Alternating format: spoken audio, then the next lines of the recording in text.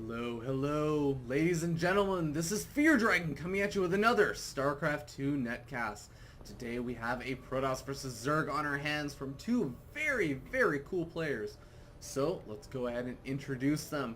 Spawning up here in the top right hand corner of GSL Daybreak, we have the red Protoss player. He's beloved by everyone. He's oftentimes called the grandfather of StarCraft 2. His name is WhiteRa! Representing Team Duckload. Actually, no. Representing Team WhiteRa. He is his own team, but his opponent, not as much of a foreigner as WhiteRa, is going to be spawning in the bottom left-hand corner of Daybreak as the blue Protoss player. He's actually also a former Brood War player, a very strong Korean player representing Team TSL.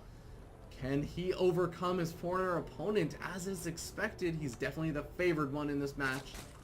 His name is TSLHyun.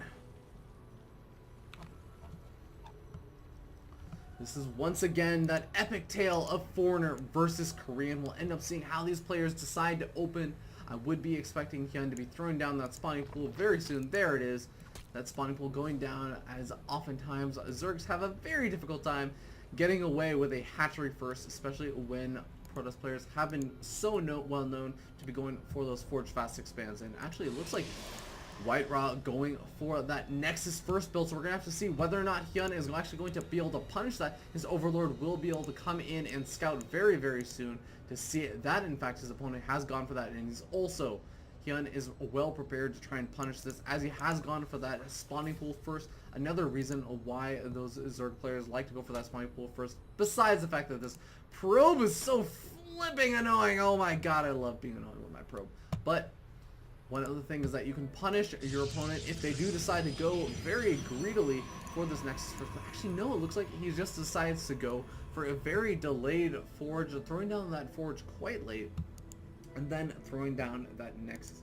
So that does allow him to get up quite a few more probes actually first, and then immediately go for that Nexus. We'll end up seeing how this ends up playing out. So it looks like Hyun is actually going to go ahead and avoid that annoying little probe harass, going ahead and taking his second expansion over at his third, and likely will be trying to take his natural expansion immediately after as his third expansion.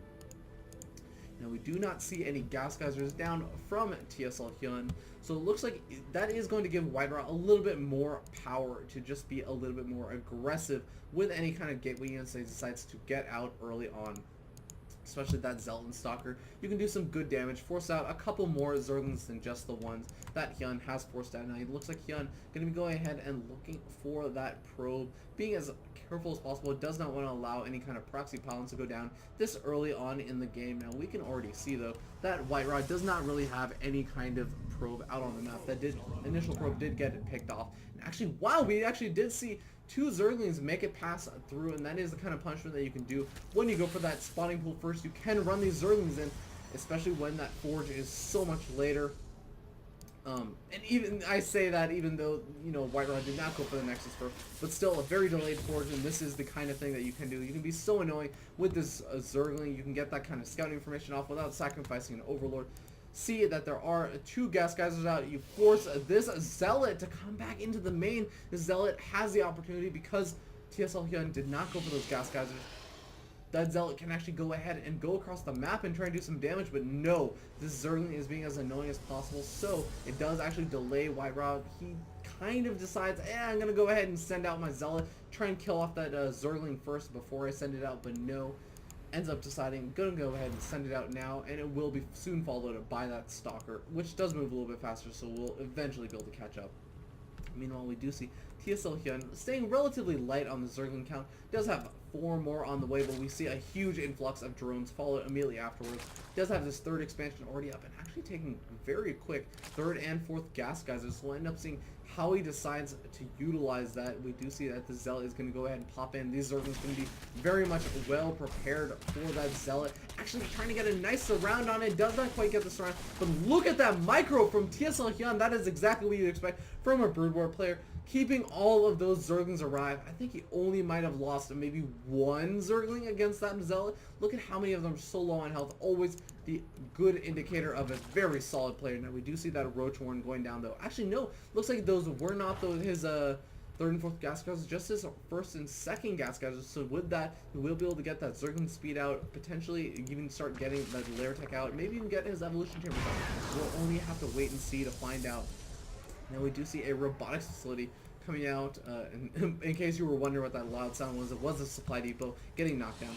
But we do see WhiteRa going for that robotics facility, going to be able to get out that Immortal, going to be able to also eventually get out that Observer that will allow him to stop this kind of creep spread from happening that is inching its way down across the map.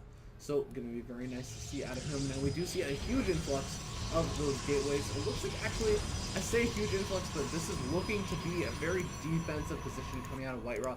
This robotics facility and only having 4 gateways out is a bit indicative that WhiteRa is likely going to be wanting to take his third sometime in the near future.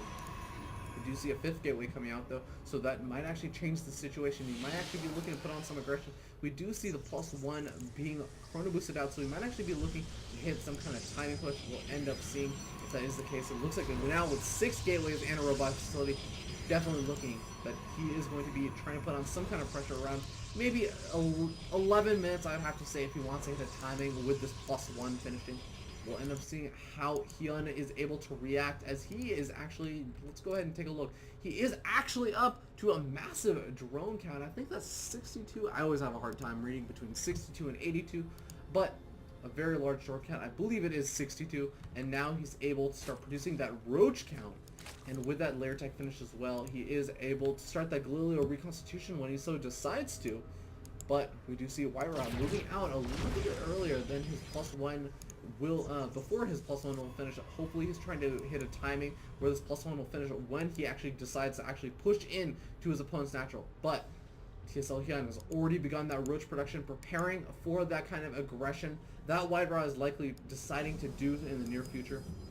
We do see actually WhiteRa gearing up in a kind of interesting position. It looks like he might actually even want to take a third here, maybe in the near future, but no, for now looks like he's just going to go ahead and move down along a path that he's going to be avoiding of these Xel'Naga towers. But in the meanwhile, that's going to come back to haunt him, as it looks like TSLHyun looking to put on a little bit of pressure of his own. Now there will be one, oh no, it's a Warp Prism instead of a freaking Immortal. That's going to actually be terrible for WhiteRa. He's going to be in a very difficult position to defend. He's warping in a couple of sentries and a Stalker. He's moving back with his army, a little bit of indecision, moving back down to an aggressive path, but now moving back to try and defend.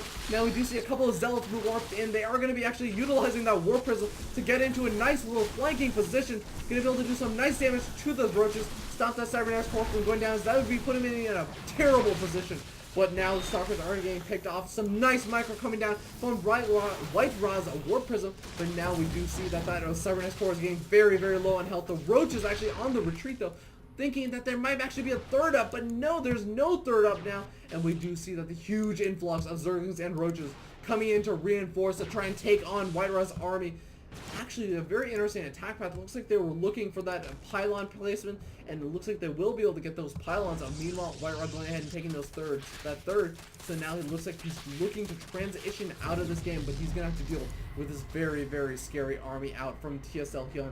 That Galileo reconstitution I was talking about going to be finishing up in just a second. There is no other tech out, but that evolution chamber out, going to allow him to get that +2 missile attacks. Does not have Carapace out quite yet, but still a very scary army coming out, and I think that TSLHyun is going to be looking to try and end this game now. We do see that WhiteRa trying to gear up with this very, very small army, a very sentry heavy army though, so he might be able to do a nice defense depending on how good the force fields are. But this is so many roaches, and oh no! WhiteRa's army is going to be out of position to throw down the force field on the ramp. The army walks straight up into the natural expansion. There are a couple of force fields going down, but they have some nice position to try and do some damage over, at least on the buildings of WhiteRa's main. And now we see these Immortals definitely going to be able to do a lot of damage to this very roach-heavy army. But now we see the roaches doing a massive amount of damage to the army and also to the buildings that knock out that force. So that means once this force field gets basically expires, he will be able to march in with those Zerglings and Roaches, but now it doesn't even look like it's going to matter. The Roaches starting to push in. The Sentry's running out of force fields, and now the Immortals, even though there are 4 out there doing a massive amount of damage, they're doing so well to hold off against this aggression, but it's just not going to be enough. And now the Roaches and the Zerglings overtake WhiteRa's army. It looks like TSLHyun gonna cause WhiteRa to throw out the GG.